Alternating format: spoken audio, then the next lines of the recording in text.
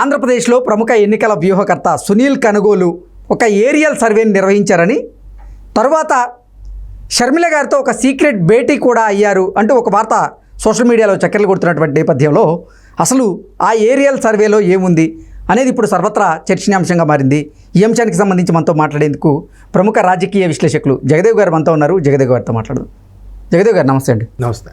జగదేవ్ గారు, ఆంధ్రప్రదేశ్లో రాజకీయ పరిణామాలు ఎలా ఉన్నాయనేది తెలుసుకునేందుకు ప్రముఖ ఎన్నికల వ్యూహకర్త సునీల్ కనుగోలు గారు ఒక ఏరియల్ సర్వే నిర్వహించారని, ఆ సర్వే రిపోర్ట్ను పంచుకునేందుకు షర్మిల గారితో ఆయన భేటీ అయ్యారు అంటూ కూడా ఒక వార్త ఇప్పుడు సోషల్ మీడియాలో చక్కర్లు కొడుతున్నటువంటి నేపథ్యంలో ఆయన చేసినటువంటి సర్వేలో ఏముంది అంటే ఏం చెప్తారు? ఆయన చేసిన సర్వేలో కీలకంగా మారిన అంశం ఏంటంటే, ఎప్పుడైతే ఆంధ్ర తెలంగాణ డివైడ్ అయిపోయో ఆంధ్రాలో కాంగ్రెస్ భూస్థాపితం అయిపోయింది అనుకున్న సందర్భంలో కాంగ్రెస్ మళ్ళీ పుంజుకుంటుంది, బతుకుతుంది, పర్వాలేదు, కొన ఊపిరితో ఉన్నది, మళ్ళీ బతుకుతుంది అనే ఇంతవరకు మనం విన్నాం. అయితే ఇప్పుడు ఆయన ఏదైతే ఏరియల్ సర్వే చేశారో అక్కడ ఆయనకి కొన్ని కీలకమైన అంశాలు సేకరించారట. ఎట్లాగా అంటే ఇది కూడా సునీల్ కనుగోలు కూడా కథా స్క్రీన్ ప్లే డైరెక్షన్ అంతా, అంటే వాళ్ళు సొంతంగా కొన్ని వ్యూహాలు రచించినప్పుడు కూడా వాళ్ళ స్క్రీన్ ప్లే అంతా కూడా కాంగ్రెస్ అధిష్టానం సపోర్ట్ బాగా ఉంది. అండ్ మోర్ ఓవర్ కాంగ్రెస్ అధిష్టానం సపోర్టు బ్రాకెట్లో సీఎం రేవంత్ రెడ్డి గారి సపోర్ట్ కూడా మనం ఇక్కడ అండర్లైన్ చేసుకోవాలి.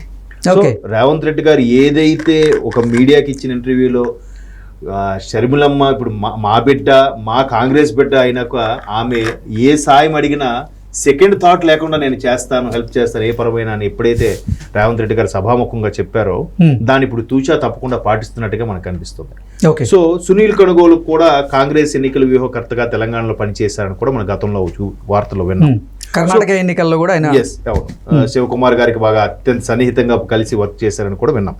అయితే ఇప్పుడు అదే పాచికని ఆంధ్రాలో పారేలా చేయడం, దానికి అప్పుడు ఆయన ఏరియల్ సర్వే గ్రౌండ్ లెవెల్కి వెళ్ళి ఏంటి నిజంగా కాంగ్రెస్ భూస్థాపితం అయిపోయిందా, కొన ఊపిరితో ఉందా లేదా అనే సర్వే చేసినప్పుడు కొన్ని నిజాలు బయటకు వచ్చాయి.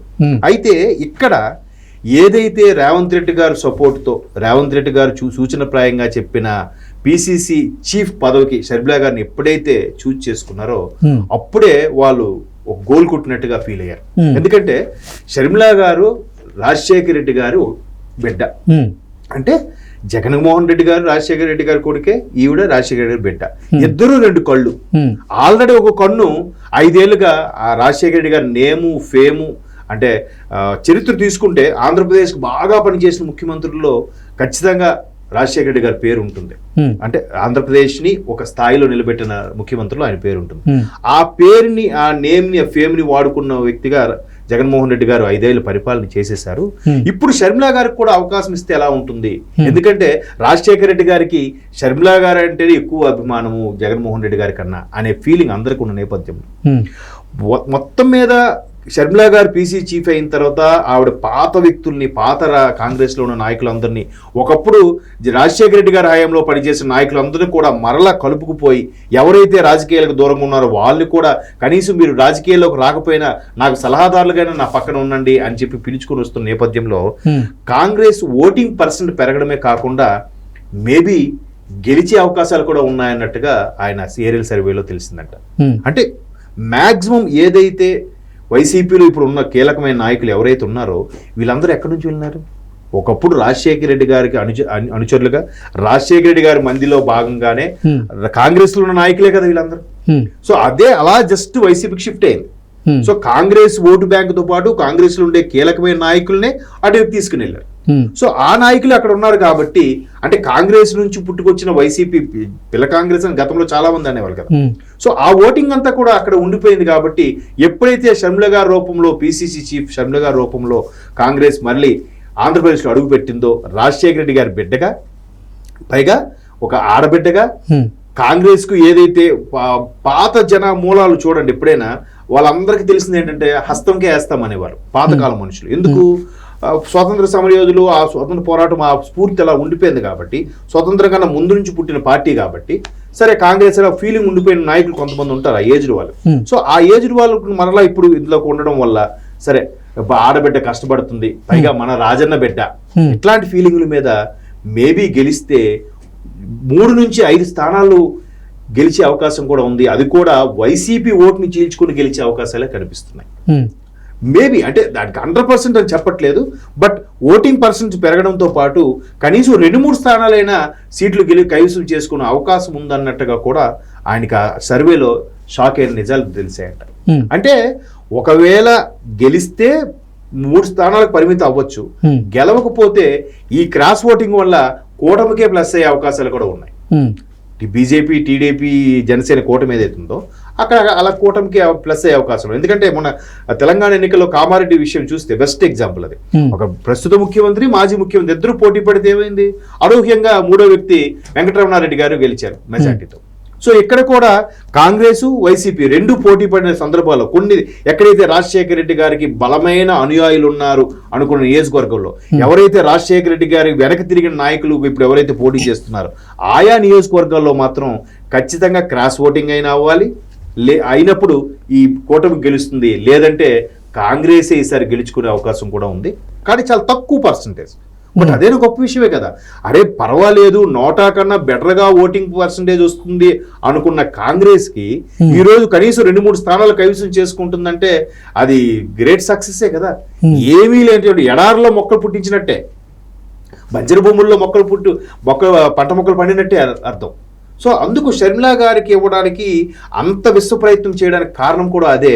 కాంగ్రెస్ అంతకుముందు సునీల్ కనుగోలుతో పాటు కూడా ఒక రకమైన సర్వే చేయించుకున్న భాగంగానే షర్మిలా గారికి ఇస్తే షర్మిలా గారు ఏమన్నారంట, నాకు ఇది వద్దు, ఎందుకంటే ఖచ్చితంగా అక్కడ జగన్మోహన్ రెడ్డి గారితో పోటీ పడాలి, అట్లాగే కుటుంబ సభ్యులు విభేదాలు కూడా వచ్చేస్తాయి ఉద్దేశంలో ఏఐసీసీలో కీలక పదవి అడిగారట ఆవిడ. ఇట్లాంటివన్నీ ఎందుకు లేనిపోయిన ఇబ్బందులు, అభాండాలు అన్నీ వేస్తారు, ఎందుకులే రాజకీయం, ఒకప్పుడు రాజకీయాలు లేదన్నట్టు కూడా ఇవి రిక్వెస్ట్ చేసుకుంటే ఖచ్చితంగా అధిష్టానం ఈ నిర్ణయం తీసుకుందంటే ఎందుకు, ఎట్లాగూ రాజశేఖర రెడ్డి గారి బిడ్డ, రాజశేఖర రెడ్డి గారిని 2 సార్లు ముఖ్యమంత్రిగా ప్రకటించిన పార్టీ కాంగ్రెస్ పార్టీ. కాబట్టి రాజశేఖర రెడ్డి గారికి ఎంత నేముందో అందరికీ తెలుసు. ఆయన అనూహ్యంగా చనిపోవడం వల్ల చాలా మంది బాధపడ్డారు. అప్పుడు మేము మిస్టేక్ చేసాం, దాన్ని సరిదిద్దుకునే ప్రయత్నం చేస్తున్నాం. కాబట్టి రాజశేఖర రెడ్డి బిడ్డకి పీసీ చీఫ్ ఇవ్వడం వల్ల ఓటింగ్ పర్సంటేజే కాదు, అనూహ్యంగా 2-3 స్థానాలు కైవసం చేసుకున్నా కూడా ఆశ్చర్యపోవక్కర్లేదనే ఒక సర్వే సునీల్ కనుగోలు ద్వారా రావడం, అది ఖచ్చితంగా రేవంత్ రెడ్డి గారు లాంటి 2-3 స్థానాలు అసెంబ్లీ స్థానాలా లేదంటే పార్లమెంట్ స్థానాలు? అసెంబ్లీ స్థానాలు. పార్లమెంట్ స్థానాలకు మాత్రం చాలా టఫ్ ఫైట్ ఉంటుంది. కాంగ్రెస్ కి దక్కే అవకాశం తక్కువ. ఎందుకంటే కనీసం ఒక 7 నియోజకవర్గాలు వస్తే, 7లో 5 నియోజకవర్గాలు అసెంబ్లీ నియోజకవర్గాలు వస్తే ఆ పార్లమెంట్ స్థానం ఏదో దక్కించుకున్నారనడానికి ఛాన్స్ ఉంటుంది. అంటే కడపలో కొంచెం క్రాస్ ఓటింగ్ జరిగే అవకాశం ఉంది. కడప లోక్సభ స్థానాన్ని షర్మిలా గారు కైవసం చేసుకోబోతున్నారు అంటూ కూడా కొన్ని రిపోర్ట్స్ అయితే వస్తూ ఉన్నాయి, కొన్ని సర్వేలు కూడా అలాగే ఉన్నాయి అంటూ కూడా కొన్ని వార్తలు వస్తున్నాయి. కానీ ఈ బాగా టఫ్ ఫైట్ ఉండడం వల్ల క్రాస్ ఓటింగ్ జరిగి కూటమికి ప్లస్ అయిపోయే ఛాన్సెస్ ఎక్కువ ఉన్నాయి. లోక్సభకి దానివల్ల అదే పెద్ద డిసడ్వాంటేజ్ అవుతుంది అక్కడ. కాకపోతే అసెంబ్లీ స్థానాలు మాత్రం ఓటింగ్ పర్సంటేజ్ పెరగడమే కాదు, స్థానాలు కూడా కైవసం చేసుకున్నట్టుగా సునీల్ కనుగోలు గారు ఏరియల్ సర్వేలో తెలిసిన వాస్తవాలు. బట్ లోక్సభ మాత్రం మీరు అన్నట్టు మేబీ చెప్పలేము. అది కూడా ఏమో ఈవిడ ఒక వరుస పెట్టి సునీత గారు టెలికాన్ఫరెన్స్ వీడియో కాన్ఫరెన్స్ పెట్టి ప్రూఫ్స్ చూపించి మరి కడిగి పారేస్తున్నారు ఆవిడ కదా. మరోవైపు షర్మిలా గారు కూడా ఏంటి, నేను రాజన్న బిడ్డని అని కొంగు పట్టుకుని వారు అభ్యర్థిస్తున్నారు. మీరు అవకాశం ఇచ్చారు, నాకు ఇచ్చి చూడండి ఒక్కసారి, ఎలా చూపిస్తాను ఈ నియోజకవర్గాన్ని కానీ రాష్ట్ర పరిస్థితి కానీ ఎలా ఉండాలో నేను చూపిస్తాను. ఈ రాష్ట్రాన్ని ఎక్కడ రాష్ట్రం యొక్క ప్రయోజనాలను కేంద్రం ముందు తాకట్టు పెట్టేశారు వైసీపీ వాళ్ళని కూడా షర్మిలా గారు ఆరోపిస్తున్న నేపథ్యంలో మేబీ అది కూడా ఛాన్సెస్ ఉండొచ్చు, కానీ చాలా తక్కువగా ఉన్నాయన్నట్టుగా ఆయన సర్వేలు కూడా ఉన్నాయి. బట్ అసెంబ్లీ స్థానాల వరకు మాత్రం ఆశ్చర్యపోయేలా వచ్చే అవకాశాలు ఉన్నాయని చెప్తున్నారు. ఓకే అండి, థ్యాంక్ యూ సో మచ్.